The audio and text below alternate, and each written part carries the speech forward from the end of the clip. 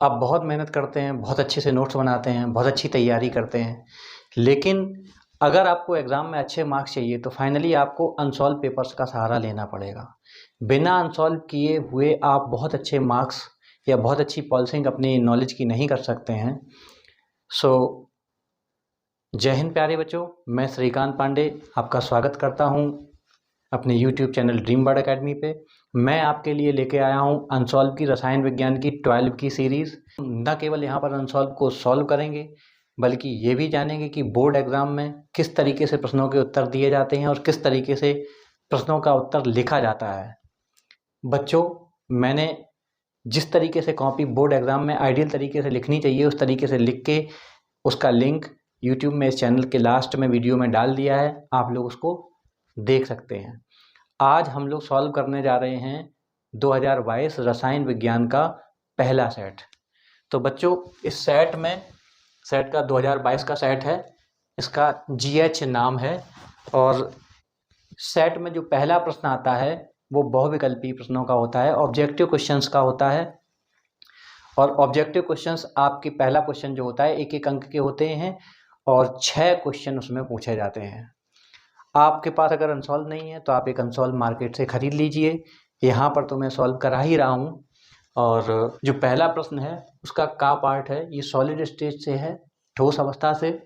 प्रति एकक कोष्ठका में 2 परमाणुओं की कुल संख्या रहती है। फिर उन्होंने विकल्प दिए हैं फलक केंद्रीय घनीय एकक कोष्ठका, अंतः केंद्रित घनीय एकक कोष्ठका, आदि केंद्रित घनीय एकक कोष्ठका। तो बच्चों, ये पूछना ये चाह रहे हैं कि ऐसी कौन सी यूनिट सेल है जिसमें घटक कणों की कुल संख्या 2 होती है। तो घनीय सेल 3 प्रकार की होती हैं। जो घनीय इकाई सेल होती है वो 3 प्रकार की होती है। एक तो होती है आद्य,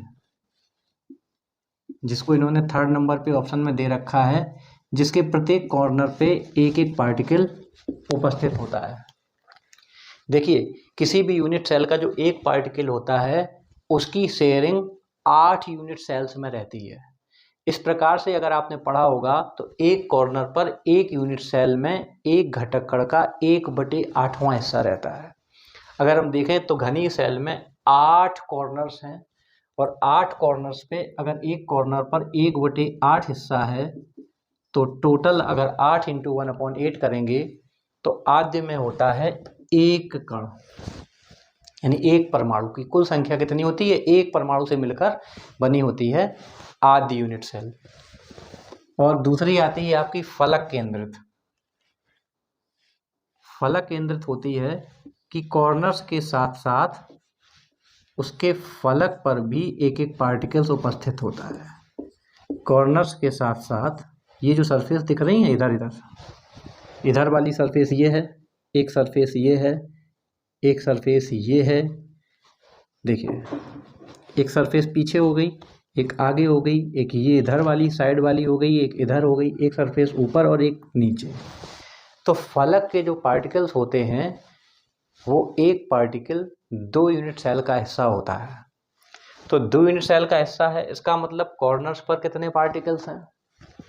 कॉर्नर्स पे पार्टिकल्स हैं 8 × 1/8 प्लस फेसेस कितनी है? 6 फेसेस हैं।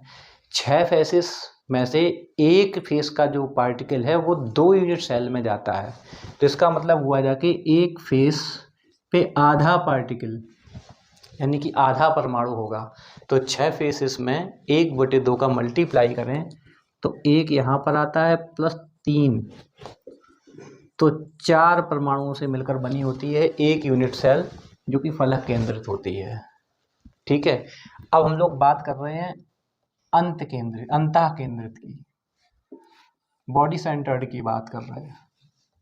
इसमें कॉर्नर्स के साथ साथ एक कण उसके बीच में होता है, बॉडी के अंदर होता है। इसका मतलब क्या हुआ कि जो बॉडी के अंदर होता है वो तो किसी को टच नहीं करता, यानी कि बॉडी के जो अंदर है वो एक पूरा है और कॉर्नर्स पर है 1/8 × 8 दैट इज इक्वल टू 2। इसका मतलब ये हुआ जाके आद्य केंद्रित घनीय यूनिट सेल में एक पार्टिकल होता है, यानी एक परमाणु से या एक कण से मिलकर बनी होती है।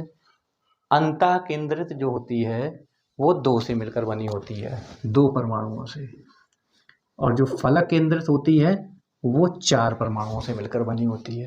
तो इसमें हमारा जो सही आंसर होगा जाके वो अंतः केंद्रित घनी यूनिट सेल होगा जाके। ठीक, बात समझ में आ गई। अब इसमें से कोई भी पूछे तो आप सबके लिए घटक कणों की गणना कर लेंगे। उसके बाद जो खा पार्ट में दूसरा सवाल है, ये भी ऑब्जेक्टिव है, ये विलियन चैप्टर से है, सॉल्यूशन से है, और इसमें आपसे मोलरता निकलवाई गई है, न्यूमेरिकल है। हालांकि इसमें ऑब्जेक्ट्स दिए गए हैं, विकल्प दिए गए हैं, लेकिन अगर हम जब तक इसको लगाएंगे नहीं, हमें रफ पे लगा के देखना पड़ेगा, तब तक हम इसका आंसर नहीं बता सकते। तो मोलरता होती क्या है? तो किसी विलयन के 1 लीटर में विलेय के जितने मोल घुले होते हैं उसे विलयन की मोलरता कहते हैं। तो मोलरता बराबर विलेय के मोलों की संख्या बटे विलयन का आयतन लीटर में। या इसको अगर हम डायरेक्ट फॉर्मूला के रूप में लिखना चाहें तो m बराबर स्मॉल w इंटू 1000 बटे m डैश इंटू v, ये ml में हो जाएगा। इस फार्मूले के माध्यम से हम डायरेक्ट निकाल सकते हैं, जहां स्मॉल w विलेय का भार है ग्राम में, m डैश विलेय का अणुभार है, और v विलयन का आयतन है ml में, क्योंकि हमने ऊपर 1000 का गुणा कर दिया है। तो इसको हम इस तरीके से लगाएंगे, स्मॉल w की वैल्यू है 7 ग्राम इंटू 1000, और NaOH का जो अणुभार होता है वो होता है 40। Na का होता है 23, O का 16 एंड H का 1। अगर हम सबको ऐड कर दें तो वो हो जाएगा 40, और मल्टीप्लाइड बाई V का आयतन इन्होंने दिया है 400। तो ये 0 से 0 कट जाएंगे, 7/16 यानी 7 में हम 16 का जब भाग लगाएंगे तो आपका आंसर आएगा जाके 0.437 मोल इंटू लीटर की पावर -1। तो यहाँ पर अगर हम देखें तो इस खा वाले सवाल का जो सही आंसर है वो फर्स्ट पार्ट है 0.437 मोल प्रति लीटर। इसके बाद जो गा पार्ट है, यानी सवाल तीसरा है, पहले का तीसरा पार्ट गा पार्ट है, प्रथम कोटि की अभिक्रिया के लिए वेग स्थिरांक की इकाई है। तो 0 order, first order, second order, third order, प्रथम, द्वितीय, तृतीय और शून्य कोटि की किसी भी अभिक्रिया के लिए वेग स्थिरांक का मात्रक आपसे पूछा जा सकता है। तो उसके लिए बहुत सिंपल सी ट्रिक है, आपको केवल एक चीज याद रखनी है, मोल बटे litre power 1 - n into second की पावर -1। यहाँ पर आप n की वैल्यू जितनी रख देंगे वो उस ऑर्डर की अभिक्रिया के लिए वेग स्थिरांक का यूनिट पता चल जाएगा। देखिए, अगर n बराबर 0 रख देंगे तो 0 ऑर्डर की रिएक्शन के लिए आ जाएगा, n बराबर 1 रख देंगे तो प्रथम कोटि की अभिक्रिया के लिए वेग स्थिरांक का मात्रक आ जाएगा, n बराबर 2 रखने पर द्वितीय कोटि के लिए आ जाएगा, और n बराबर 3 रखने पर तृतीय कोटि के लिए आ जाएगा। तो कोई भी पूछा जा सकता है, यहाँ पर प्रथम कोटि की अभिक्रिया के लिए पूछा गया है, तो n की जगह पे अगर हम 1 रख दें तो ये सारी वैल्यू क्या हो जाएगी 1, क्योंकि मोल डिवाइडेड बाई लीटर की पावर 1 - 1 क्या हो जाएगा 0 हो जाएगा, और ये क्या हो जाएगा सेकेंड की पावर -1। और किसी की पावर अगर 0 हो तो उसकी वैल्यू होती है 1, तो ये आपकी हो जाएगी सेकेंड की पावर -1। समझ में आ गया? चलिए, तो इसका जो सही आंसर होगा जाके वो होगा सेकेंड की पावर -1, यानी कि दूसरा आंसर सही होगा जाके। ठीक है, आगे चलते हैं। देखिए, अब ये घा पार्ट जो है, यानी कि पहले का चौथा क्वेश्चन, ये भी ऑब्जेक्टिव है, जल अपघटन पर बेंजेमाइड बनाता है। बेंजेमाइड, बेंजेमाइड का फार्मूला क्या होता है C6H5CONH2, ये आपका बेंजेमाइड है, C6H5CONH2। इसका हाइड्रोलिसिस करना है। क्या करना है? हाइड्रोलिसिस। जल के साथ इसकी अभिक्रिया करवाएंगे। तो इसको हम जल को इस तरीके से लिख सकते हैं, HOH। तो आपको दिखाई पड़ रहा होगा कि ये जो NH3 है ये निकल जाएगा और आपको मिलेगा क्या जाके? C6H5 COOH plus NH3। Ammonia gas आपकी निकल जाएगी और इस रिएक्शन के माध्यम से आपको प्राप्त होगा बेंजोइक एसिड। Benzoic acid. तो किसी भी एमाइड का जल अपघटन जब किया जाता है तो हमें एसिड प्राप्त होता है। तो इसका जो आंसर होगा जाके वो होगा second part, that is benzoic acid. अब आती है हमारी बारी डा पार्ट की, यानी कि इस सवाल की। इस सवाल में एक रिएक्शन लिखी हुई है आपके सामने, RNH2 plus CHCl3 plus KOH is equal to क्या है? इस अभिक्रिया का नाम ये हमें बताना है। और आपको दी गई हैं गटरमैन अभिक्रिया, कार्बेलामीन अभिक्रिया, हाफमैन ब्रोमेमाइड अभिक्रिया और स्मिथ अभिक्रिया। देखिए, हम चाहें तो सीधे सीधे इसको बता सकते हैं कि ये कार्बेलामीन अभिक्रिया है और एक दुर्गंध युक्त यौगिक आइसोसाइनाइड बनता है। लेकिन हम चूंकि पेपर को बिल्कुल अलग तरीके से सॉल्व कर रहे हैं, इसलिए हम इन सारी रिएक्शंस पर एक नज़र डालेंगे और सबको एक बार पढ़ेंगे। तो सबसे पहले हम लेते हैं गटरमैन कॉक अभिक्रिया। गटरमैन कॉक अभिक्रिया, इसको गटरमैन कोच अभिक्रिया भी कहते हैं। एक गटरमैन अभिक्रिया होती है, एक होती है गटरमैन कोच अभिक्रिया। तो जो गटरमैन अभिक्रिया होती है उसमें क्या होता है? C6H5N2Cl। ये है आपका benzene diazonium chloride. Benzene diazonium chloride को अगर हम गर्म करें कॉपर और HCl के साथ, बेंजीन डाईएजोनियम लवण को, जो डाईएजोनियम साल्ट होता है, उसको अगर हम कॉपर और HCl के साथ गर्म करें तो हमें क्लोरोबेंजीन मिलती है। नाइट्रोजन इसमें से भैया निकल जाएगी। तो ये अभिक्रिया है सिंपल गटरमैन अभिक्रिया। इसको हम बोलते हैं गटरमैन अभिक्रिया। ठीक है, डिफरेंस देखिए क्या, डिफरेंस देखिएगा इसमें क्या है। और ये है गटरमैन कोच एल्डिहाइड अभिक्रिया। कोच एल्डिहाइड अभिक्रिया है, उसमें क्या है अंतर देखिएगा। हम बेंजीन को लेंगे, क्या लेंगे? बेंजीन को लेंगे। बेंजीन के ऊपर हम कार्बन मोनोऑक्साइड प्रवाहित करेंगे, कै की उपस्थिति में? HCl की उपस्थिति में, और निर्जल AlCl। तो क्या होगा जाके? हमें बेंजल्डिहाइड प्राप्त होगा। ये अभिक्रिया कहलाती है आपकी गटरमैन कोच एल्डिहाइड अभिक्रिया। गटरमैन अभिक्रिया से क्या बनता है? गटरमैन अभिक्रिया से बनता है क्लोरोबेंजीन, और गटरमैन कोच अभिक्रिया से बनता है बेंजल्डिहाइड। गटरमैन कोच अभिक्रिया में बेंजीन की क्रिया कार्बन मोनोऑक्साइड से HCl की उपस्थिति में और निर्जल AlCl3 की उपस्थिति में कराई जाती है, तो हमें बेंजल्डिहाइड बनता है।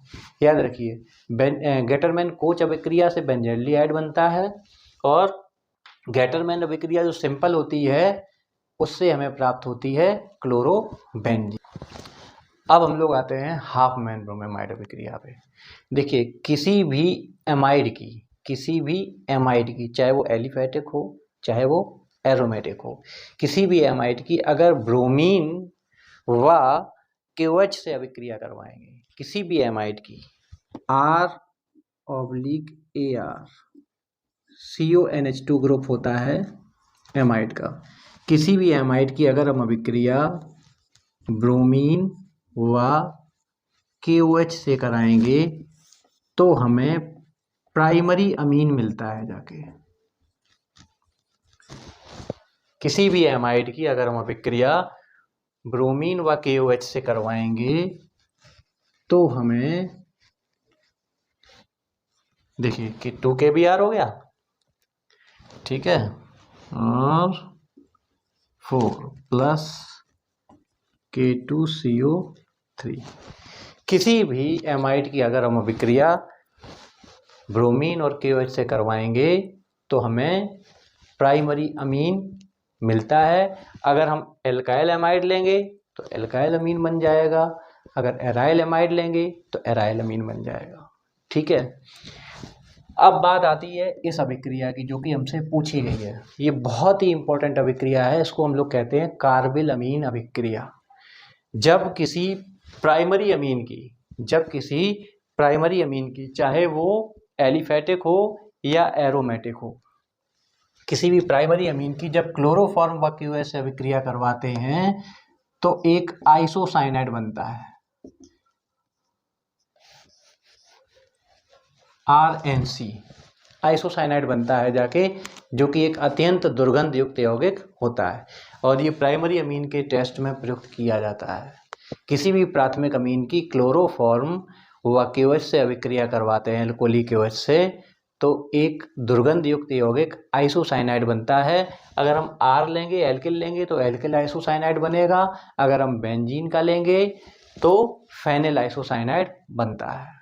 ये प्राइमरी अमीन का आइसोसाइनाइड टेस्ट कहलाता है। तो इस अभिक्रिया का नाम होता है कार्बिल अमीन अभिक्रिया, जो कि बहुत ही इंपॉर्टेंट है और इस वाले क्वेश्चन का आंसर भी है। देखिए अब बात आती है स्मेट अभिक्रिया की। तो किसी भी कार्बोक्सिलिक एसिड कार्बोक्सिलिक एसिड क्या होता है, COOH की हाइड्राजोइक अम्ल N3H से अभिक्रिया जब करवाते हैं, किसी भी कार्बोक्सिलिक एसिड की हाइड्राजोइक अम्ल से अभिक्रिया करवाते हैं कंसंट्रेटेड H2SO4 की उपस्थिति में, तो हमें प्राइमरी अमीन मिलता है। क्या मिलता है? प्राइमरी अमीन मिलता है। कार्बन डाइऑक्साइड गैस निकल जाती है प्लस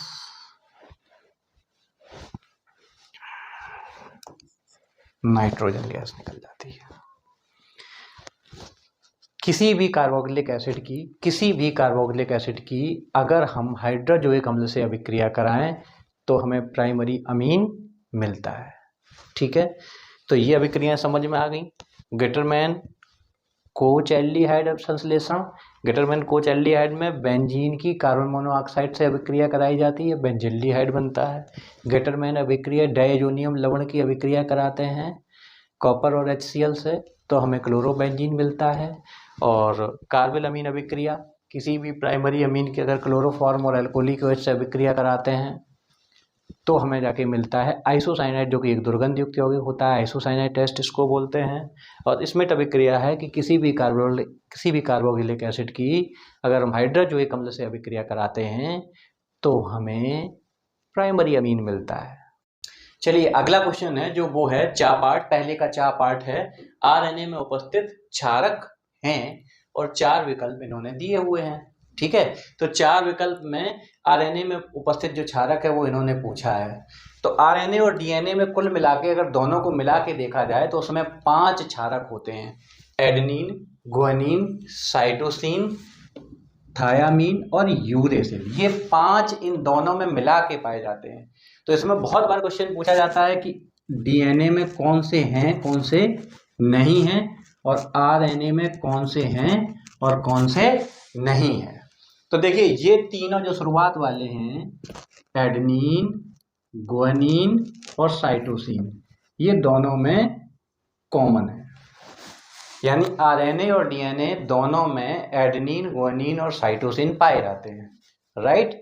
अब कौन सा इन दो में से कौन सा एक DNA में पाया जाता है और कौन सा एक RNA में पाया जाता है? तो थायामीन जो होता है वो DNA में पाया जाता है और यूरेसिल RNA में पाया जाता है। अब क्वेश्चन ये पूछ सकते हैं कि कौन सा बेस RNA में नहीं पाया जाता है और विकल्प दिए जाएं। तो इसमें RNA में जो नहीं पाया जाता है वो थायामीन है, डीएनए में जो नहीं पाया जाता है वो यूरेसिल है। तो इसका जो विकल्प होगा, जाके इन्होंने पूछा है आरएनए में उपस्थित क्षारक कौन कौन सा है, तो इसमें आरएनए में जो नहीं पाया जाता है वो थायामीन है। तो एडेनिन, गुआनिन, साइटोसिन, थायामीन, ये तो नहीं हो सकता है। गुआनिन, साइटोसिन, थायामीन, ये भी नहीं हो सकता है। साइटोसिन, थायामीन, ये भी नहीं हो सकता है। एडेनिन, गुआनिन, साइटोसिन और यूरेसिल। तो इसका सही विकल्प जो होगा जाके, वो सही विकल्प होगा आपका चौथा। तो चौथे विकल्प को हम चूज करेंगे, एडेनिन, गुआनिन, साइटोसिन और यूरेसिल। इसका दूसरे का पार्ट है, सिल्वर सीसीपी जालक बनाता है और इसके क्रिस्टलों के एक्सरे अध्ययन द्वारा पता चलता है कि इसकी एकक कोष्ठका के कोर की लंबाई 408.6 पिकोमीटर है। सिल्वर के घनत्व की गणना कीजिए। तो सिल्वर के घनत्व का फार्मूला, किसी भी यूनिट सेल के घनत्व का फार्मूला क्या होता है, वो होता है D बराबर Z into M divided by AQ into NA। सबसे पहले इनका मतलब समझ लेते हैं क्या है। D है आपका घनत्व जो कि पूछा गया है, D घनत्व है जो कि पूछा गया है। अब Z क्या है, Z है कि कोई यूनिट सेल जो CCP है वो कितने घटक कणों से मिलकर बनी हुई है। तो देखिए CCP जो यूनिट सेल होती है, क्यूबिक क्लोज पैक, इसके जो घटक कणों की संख्या होती है, परमाणुओं की संख्या होती है, वो 4 होती है। यानी Z की वैल्यू यहाँ पर कितनी हो जाएगी, 4 हो जाएगी। उसके बाद M क्या है, M सिल्वर का मोलर मास है जो कि लगभग 107.8 होता है। सिल्वर परमाणु का जो मोलर मास है यानी कि परमाणु भार है वो 107.8 के आसपास होता है। ठीक है। उसके बाद AQ की बात करी जाए तो ये कोर की लंबाई 408.6 पिकोमीटर दी गई है। Na आवोगाद्रो संख्या है। तो अगर ये सारी वैल्यूज अगर हम रख दें तो Z जैसा कि हमें पता है कि CCP में 4 होते हैं, M 107.8 और A की वैल्यू हम पिकोमीटर को सेंटीमीटर में बदल लेंगे, 408.6 इंटू 10 की पावर -10 सेंटीमीटर। एक पिकोमीटर में 10 की पावर -10 सेंटीमीटर होते हैं। और आवोगाद्रो संख्या जैसा कि आपको पता ही है 6.022 इंटू 10 टू की पावर 23 होता है। ये वैल्यूज हमने यहाँ पर रख दी। अब अगर हम इसको सॉल्व कर लेंगे तो हमारा D यानी घनत्व निकल आएगा और घनत्व ये निकलेगा जाके 10.5 ग्राम प्रति सेंटीमीटर क्यूब, ग्राम प्रति घन सेंटीमीटर।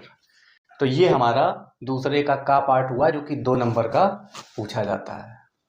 ठीक है।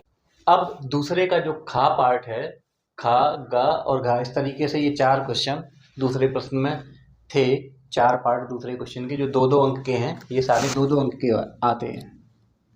ये सारे 2-2 अंक के आते हैं। इसमें जो खा पार्ट है, वाष्प दाब में आपेक्षिक अवनमन से आप क्या समझते हैं और इसका मूल प्रभाव से क्या संबंध है, ये हमें समझना है। तो चलिए देखिए, वाष्प दाब क्या होता है। किसी द्रव की सतह पर उसकी वाष्प के द्वारा डाला गया दबाव वाष्प दाब होता है। देखिए, जैसे ये मान लीजिए कोई पात्र है और इसमें कोई शुद्ध विलायक मान लीजिए पानी भरा हुआ है। तो जब पानी भरा हुआ है तो इसकी वाष्प जो, अगर इसको कवर कर दें तो इसकी वाष्प जो है गति करते हुए जब बाहर निकलेगी, बाहर निकलने के बाद फिर वो इसकी सतह पर टकराएगी तो वो दबाव डालेगी। इसको हम क्या कहते हैं, वाष्प दाब कहते हैं। तो जब किसी विलायक में कोई अवाष्पशील विलेय पदार्थ,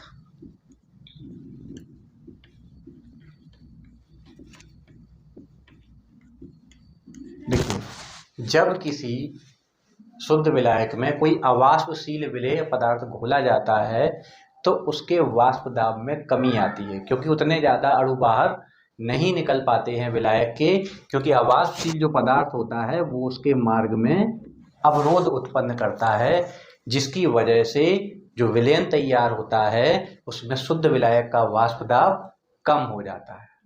वाष्प दाब में होने वाली इस कमी को वाष्प दाब का अवनमन या वाष्प दाब में अवनमन कहते हैं। देखिए, अगर शुद्ध विलायक का वाष्प दाब कितना है आपका, मान लीजिए P0 है, ठीक है, और जब इसमें कोई अवाष्पशील विलेय पदार्थ घोल दिया गया तो उसका वाष्प दाब पहले से कम हो गया और वो मान लीजिए हो गया PS या P, मान लीजिए P हो गया, ठीक है।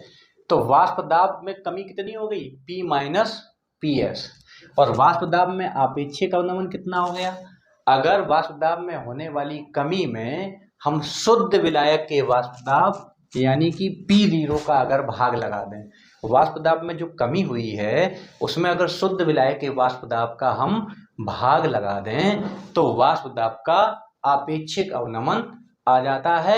इसे relative lowering of vapour pressure भी कहते हैं इंग्लिश में। तो देखिए, वाष्प दाब में होने वाली कमी और शुद्ध विलायक के वाष्प दाब के अनुपात को वाष्प दाब में आपेक्षिक अवनमन कहते हैं, ठीक है। अब वाष्प दाब में आपेक्षिक अवनमन और विलयन के मोल प्रभाज में क्या अंतर होता है। देखिए, मोल प्रभाज क्या होता है, किसी विलयन में दो चीजें होती हैं, एक तो विलेय होता है और दूसरा विलायक होता है। तो विलेय का जो हिस्सा होता है उसे विलेय का मोल प्रभाज कहते हैं, विलायक का जो हिस्सा होता है उसे विलायक का मोल प्रभाज कहते हैं। विलयन में विलेय का मोल प्रभाज क्या होगा, विलेय के मोलों की संख्या डिवाइडेड बाई विलेय प्लस विलायक दोनों के मोलों की संख्या के अनुपात को विलेय का मोल प्रभाज कहते हैं। तो राउल्ट कहते हैं कि किसी विलयन में विलायक के वाष्प दाब का आपेक्षिक अवनमन जो होता है वो उस विलयन में विलेय के मोल प्रभाज, मान लीजिए X1 विलेय का मूल प्रभाज है और X2 विलायक का मूल प्रभाज है। तो जो विलेय का मूल प्रभाज होता है वाष्प दाब में आपेक्षिक अवनमन के बराबर होता है। इसको हम इस तरीके से भी लिख सकते हैं, P0 माइनस P बटे P0 is equal to small n बटे या N1 बटे N1 प्लस N2, जहां पर P0 शुद्ध विलायक का वाष्प दाब है, P विलयन में विलायक का वाष्प दाब है, N1 विलयन में विलेय के मोलों की संख्या है, N2 विलयन में विलायक के मोलों की संख्या है। तो कहने का मतलब ये हुआ जाके वाष्प दाब का अपेक्षिक अवनमन विलेय के मोल प्रभाज के बराबर होता है। ये संबंध है जो यहाँ पर इन्होंने पूछा है, इसको राउल्ट का नियम भी कहते हैं, राइट। अब अगला क्वेश्चन है गा पार्ट, मानक हाइड्रोजन इलेक्ट्रोड विभव को समझाइए। एक्चुअल में ये मानक इलेक्ट्रोड विभव पूछना चाह रहे हैं। देखिए, प्रश्न को समझना भी बहुत जरूरी है। किसी भी धातु की छड़ का इलेक्ट्रोड विभव निकालने के लिए हमें एक रेफरेंस इलेक्ट्रोड की आवश्यकता होती है, जो कि हाइड्रोजन का इलेक्ट्रोड माना गया है, यानी हाइड्रोजन गैस का इलेक्ट्रोड बनाया गया है। उसके लिए क्या करते हैं कि हाइड्रोजन गैस का एक इलेक्ट्रोड बनाते हैं। कैसे बनाते हैं डिटेल में कभी जब मानक हाइड्रोजन इलेक्ट्रोड आएगा तो बताएंगे। हाइड्रोजन का इलेक्ट्रोड बनाते हैं जिसको रेफरेंस इलेक्ट्रोड कहते हैं, और इसका जो स्टैंडर्ड इलेक्ट्रोड पोटेंशियल है वो 0 माना गया है। हाइड्रोजन का जो इलेक्ट्रोड पोटेंशियल है मानक इलेक्ट्रोड विभव वो 0 माना गया है, और जिस किसी भी धातु का इलेक्ट्रोड पोटेंशियल हमें निकालना होता है उसे इस हाइड्रोजन इलेक्ट्रोड से हम जोड़ देते हैं, और उसके सापेक्ष जो भी विभव आता है वो हम उस धातु का मानक इलेक्ट्रोड विभव मान लेते हैं, ठीक है। सारी धातुओं के मानक इलेक्ट्रोड विभव हाइड्रोजन इलेक्ट्रोड के सापेक्ष ही निकाले जाते हैं। इसके लिए करते क्या, उसे जोड़ देते हैं, तो जो भी विभवांतर निकलता है जाके वो उसका मानक इलेक्ट्रोड विभव हो जाता है, राइट। तो मानक इलेक्ट्रोड विभव क्या होता है, जब किसी धातु की छड़ को उसके लवण के विलयन में डालते हैं बशर्ते मानक परिस्थितियों में, यानी कि टेम्परेचर 25 डिग्री सेंटीग्रेड रहेगा और उस विलयन की सांद्रता 1 मोल रहेगी, तो उनके बीच जो विभवांतर उत्पन्न होता है उसको मानक इलेक्ट्रोड विभव कहते हैं। चूंकि यह हाइड्रोजन के सापेक्ष निकाला जाता है इसलिए इसे मानक हाइड्रोजन इलेक्ट्रोड का विभव भी कह सकते हैं, राइट। समझ में आया। और मानक हाइड्रोजन इलेक्ट्रोड विभव को हम E0 से रिप्रेजेंट करते हैं। 25 डिग्री सेंटीग्रेड ताप पर जब किसी धातु की छड़ को 1 मोल धातु आयन सांद्रता के विलयन में डुबोते हैं तो उनके बीच जो विभवांतर उत्पन्न होता है उसे मानक इलेक्ट्रोड विभव कहते हैं। तो ये आपका घ पार्ट हो गया। अब बात आती है घ पार्ट की विद्युत अपोहन की उपयोगिता लिखिए। तो सबसे पहले हमें अपोहन पता होना चाहिए। अपोहन क्या होता है? अपोहन की हिंदी शायद आपको समझ में उतने जल्दी ना आए, लेकिन इंग्लिश बहुत जल्दी समझ में आएगी। अपोहन का मतलब होता है डायलिसिस। डायलिसिस का मतलब समझ गए होंगे, शोधन करना। जैसे रक्त का डायलिसिस किया जाता है, हमारे यहाँ हमारे शरीर में एक नेचुरल डायलाइजर लगा हुआ है जिसको हम लोग किडनी बोलते हैं। रक्त एक कोलाइडी विलयन है। तो अपोहन जो होता है वो कोलाइडी विलयन के शोधन की विधि होती है। तो किन चीज़ों से शुद्ध किया जाता है? जब किसी कोलाइडी विलयन में क्रिस्टलाभ के कण मिल जाते हैं, यानी छोटे छोटे पार्टिकल्स मिल जाते हैं, तो उसको हम अपोहन की विधि द्वारा शुद्ध करते हैं, या उसका शोधन हम अपोहन की विधि द्वारा करते हैं। तो उसके लिए करते क्या है, हमारे जो शरीर में वो तो नेचुरल डायलाइजर लगा हुआ है, यानी कि किडनी लगी हुई है, जो रक्त से यूरिन आदि के, यूरिन है, ग्लूकोज है और जो भी क्रिस्टलाभ के कण होते हैं उनको निकाल देता है, राइट। लेकिन यहाँ पर जब हम अपोहन करते हैं तो एक पार्चमेंट झिल्ली लेते हैं, इस तरीके से एक पार्चमेंट झिल्ली लेते हैं जिसमें जिस कोलाइडी विलयन का शोधन हमें करना होता है उस कोलाइडी विलयन को हम इसमें भर लेते हैं, राइट। इस तरीके से हम इसमें भर लेते हैं और इसको एक जो है जल से भरे पात्र में डुबो देते हैं। इस तरीके से जल से भरे पात्र में डुबो देते हैं और इसमें जो है क्रिस्टलाभ के कण अशुद्धि के रूप में है और यहाँ से हम क्या करते हैं, यहाँ से शुद्ध जल की धारा को प्रवाहित करते हैं और यहाँ से जल निकलता है। तो ये हम शुद्ध विलायक या शुद्ध जल प्रवाहित कर रहे हैं। जब ये जल यहाँ से होकर इस तरीके से निकलता है तो क्या होता है कि ये वैक्यूम एक जनरेट करता है, जिसकी वजह से यहाँ से क्रिस्टलाभ के जो कण हैं, छोटे छोटे पार्टिकल्स हैं, इस चर्मपत्र झिल्ली से बाहर निकल जाते हैं। वही चर्मपत्र झिल्ली का ये काम होता है कि ये अपने अंदर से कोलाइड के कणों को, कोलाइड के कण बड़े होते हैं उनको नहीं निकलने देती है, लेकिन क्रिस्टलाभ के कणों को निकल जाने देती है। अब ये तो हो गया अपोहन की प्रोसेस। विद्युत अपोहन क्या होता है? जब हम इसमें विद्युत क्षेत्र अप्लाई कर देते हैं, इलेक्ट्रोड डाल देते हैं, तो क्या होता है कि विद्युत क्षेत्र जब इसमें अप्लाई कर दिया जाता है तो जो क्रिस्टलाभ के कण होते हैं, चूंकि वो आवेशित होते हैं, तो विद्युतीय क्षेत्र के प्रभाव में अपोहन की क्रिया तीव्र गति से और आसानी से सरलता पूर्वक संपन्न हो जाती है। तो अब क्वेश्चन क्या है? क्वेश्चन है विद्युत अपोहन की उपयोगिता लिखिए। तो विद्युत अपोहन की उपयोगिता ये है कि विद्युतीय क्षेत्र के प्रभाव से जो अपोहन की क्रिया होती है वो तीव्र गति से हो जाती है और जल्दी से हमारा कोलाइडी विलयन शुद्ध हो जाता है। ये उपयोगिता है, ठीक है। ये 2 क्वेश्चन आपके कंप्लीट हो गए। तीसरा क्वेश्चन भी 4 प्रश्नों को अपने साथ समाहित किए होता है, यानी तीसरे प्रश्न में भी 4 पार्ट होते हैं, का, खा, ग और घा। ये भी प्रत्येक प्रश्न 2 अंक का होता है। पहले में 6 थे ऑब्जेक्टिव थे जो 1-1 अंक के थे, दूसरे में 4 थे जो 2-2 अंक के थे और तीसरा प्रश्न भी 4 प्रश्नों का होता है जिसमें कि प्रत्येक के 2-2 अंक होते हैं। तो तीसरे का जो पहला प्रश्न है वो स्टाइक्योमेट्रिक दोषों को सचित्र समझाइए। ये आपका सॉलिड स्टेट से प्रश्न है। इस प्रश्न में क्रिस्टल डिफेक्ट के बारे में पूछा गया है, क्रिस्टल्स के दोष। देखिए क्रिस्टल में 2 तरीके के दोष होते हैं। एक होते हैं स्टाइक्योमेट्रिक डिफेक्ट, जिनको हिंदी में हम रस समीकरण मितीय दोष कहते हैं, तथा दूसरे होते हैं नॉन स्टाइक्योमेट्रिक डिफेक्ट, जिनको हम अरस समीकरण मितीय दोष कहते हैं। जो रस समीकरण मितीय दोष होते हैं उनमें क्या होता है कि उनकी स्टाइक्योमेट्री मेंटेन रहती है, मतलब उसमें धन और ऋण आयनों की संख्या का जो अनुपात होता है वो डिस्टर्ब नहीं होता है। ऐसे दोषों को, क्रिस्टल में जब ऐसे दोष उत्पन्न होते हैं तो उनको हम स्टाइक्योमेट्रिक डिफेक्ट कहते हैं। और जब क्रिस्टल में इस तरीके के दोष उत्पन्न होते हैं कि उनके जो है धन और ऋण आयनों का जो रेशियो है, अनुपात है, वो डिस्टर्ब हो जाता है, तो उसको अरस समीकरण मितीय दोष कहते हैं। यहाँ पर आज हम लोग पढ़ने वाले हैं स्टाइक्योमेट्रिक डिफेक्ट। इन्होंने एक चित्र सहित पूछा है, चित्र बनाइए। तो देखिए रस समीकरण मितीय दोष जो होते हैं वो दो प्रकार के होते हैं। एक तो होते हैं शॉर्टकी डिफेक्ट, एक होते हैं शॉर्टकी दोष, अंग्रेजी में SCHOTT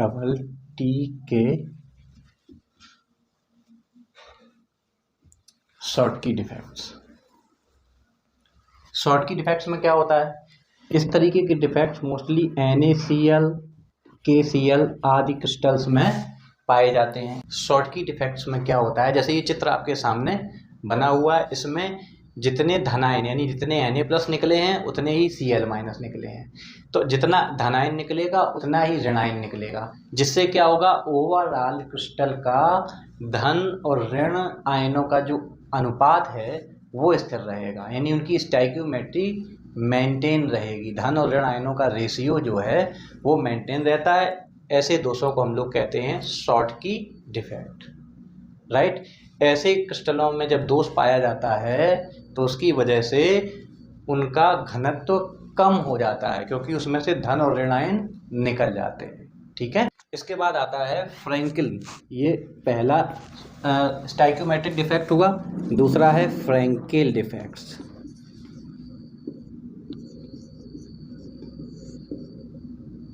फ्रैंकल दोष,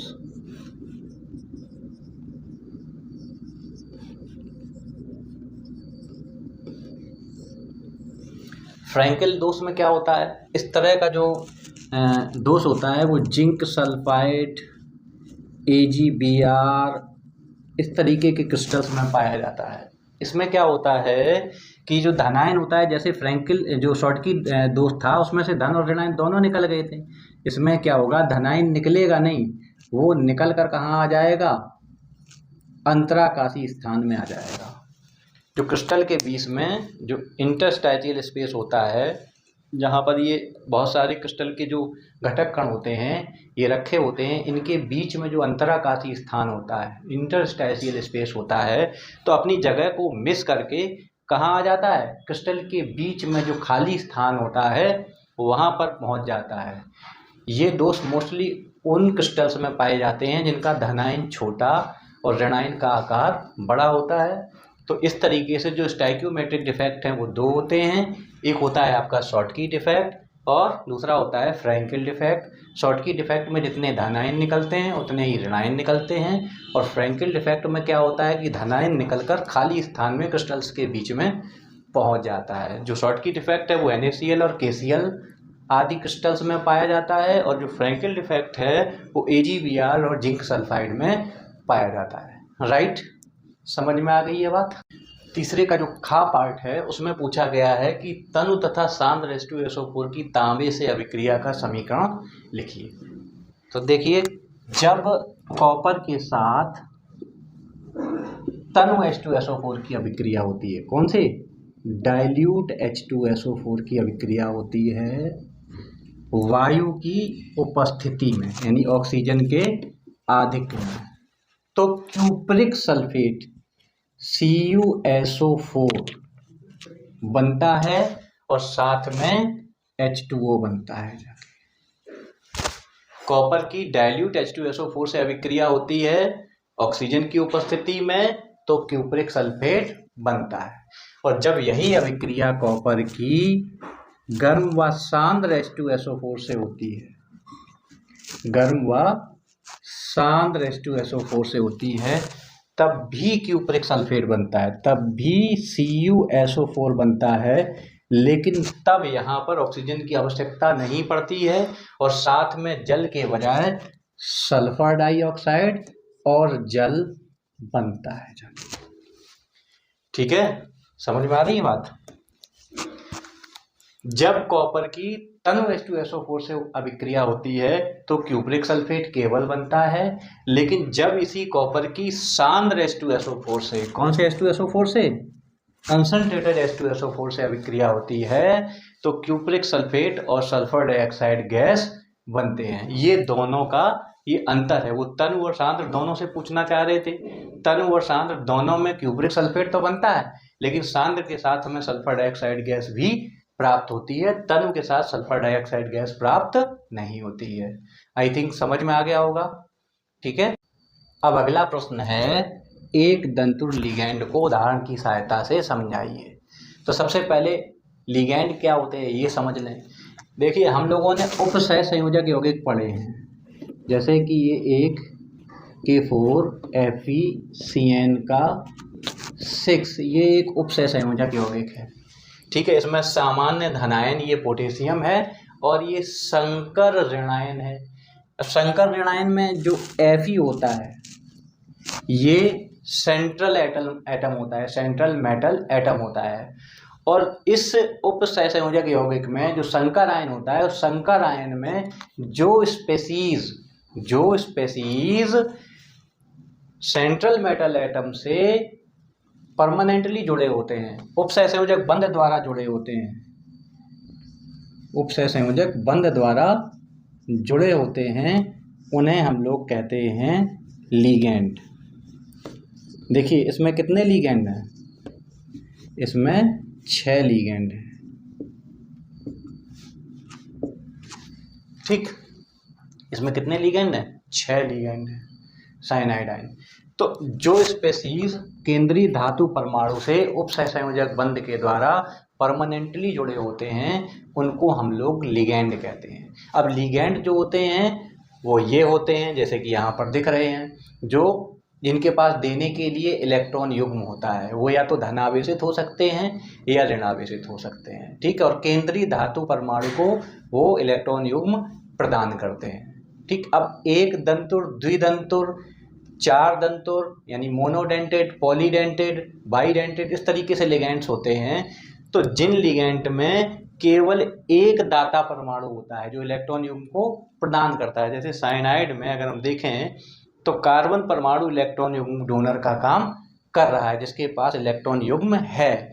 तो ऐसा लिगैंड जिसके पास एक दाता परमाणु होता है, उसको हम लोग एक दंतुर लिगैंड कहते हैं। जैसे NH3 है, ये भी एक दंतुर लिगैंड है क्योंकि इसके पास नाइट्रोजन एटम है।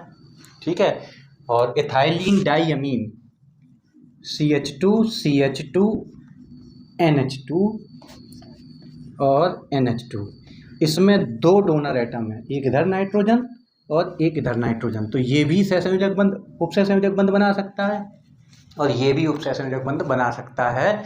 तो इसको हम क्या कहेंगे? इसको हम कहेंगे बाईडेंटेड लिगैंड। तो जिस किसी लिगैंड में जितने डोनर एटम होते हैं वो उतना ही डेंटेड लिगैंड होता है। अगर एक डोनर एटम है तो मोनोडेंटेड यानी एक दंतुर हो गया, 2 डोनर एटम है तो बाईडेंटेड हो गया, 3 डोनर एटम है तो ट्राइडेंटेड हो गया।